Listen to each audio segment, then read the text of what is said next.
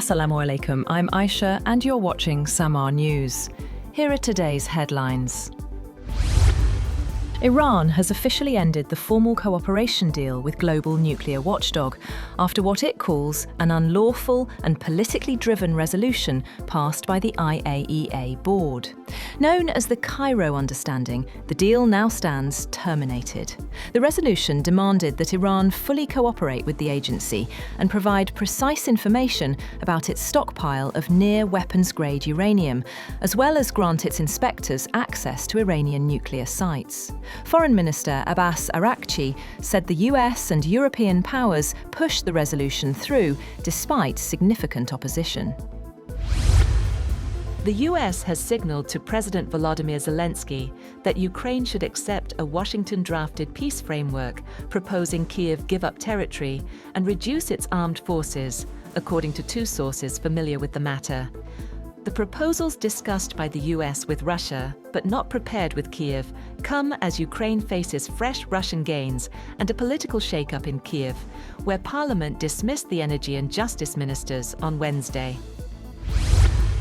The Kremlin says any Ukraine peace plan must address what it calls the root causes of the conflict, adding that there are no negotiations with Washington on the US-drafted proposal.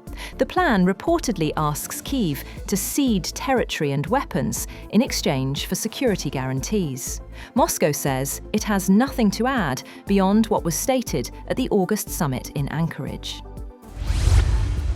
Meanwhile, Ukraine says it has received 1,000 bodies from Russia, described by Moscow as fallen Ukrainian servicemen.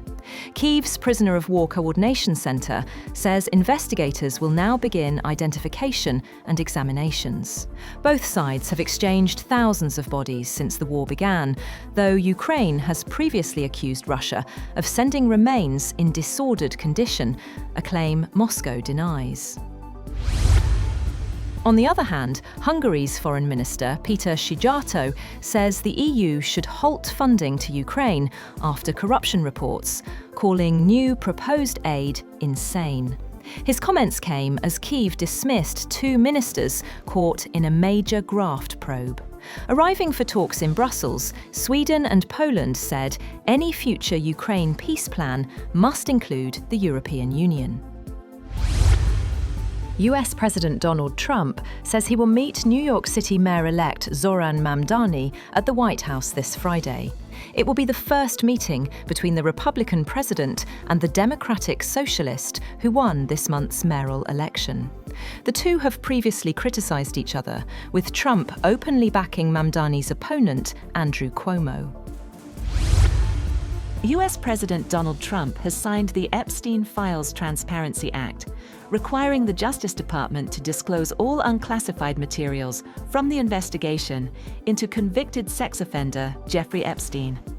The legislation, passed overwhelmingly by Congress, mandates that files be made available in a searchable and downloadable format within 30 days. Sensitive materials such as victim identities, child exploitation evidence, and active investigation details may be withheld, but the law prohibits withholding documents for embarrassment, reputational harm, or political reasons. Turkey is set to host next year's COP31 UN Climate Summit, while Australia will lead the government-level negotiations. Australian Prime Minister Anthony Albanese says the arrangement is part of a compromise deal emerging at climate talks in Brazil, ending a long-standing standoff between the two countries. Both Turkey and Australia had bid to host COP31 in 2022, and neither had backed down until now. Nvidia reported $57 billion in revenue for Q3, up 62% year-on-year, with GAAP net income rising 65% to $32 billion, surpassing Wall Street forecasts. The company's data center business led the surge, generating $51.2 billion, up 25% from last quarter and 66% from last year, highlighting Nvidia's continued leadership in AI computing and hardware.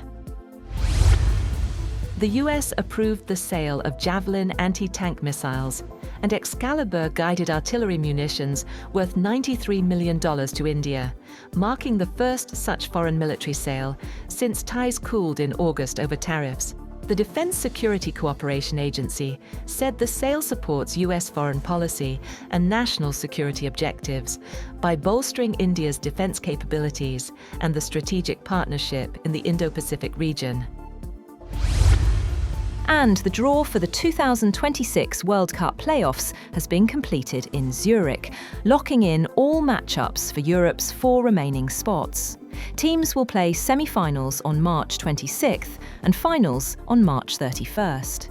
Italy faces Northern Ireland, Wales meets Bosnia, Ukraine takes on Sweden, Poland meets Albania, Turkey draws Romania, Slovakia plays Kosovo, while Denmark faces North Macedonia and Czechia hosts Ireland. Winners of the 4 paths qualify for the World Cup. That's all for now. For more updates, visit www.samaa.tv. Thank you for watching Samaa News.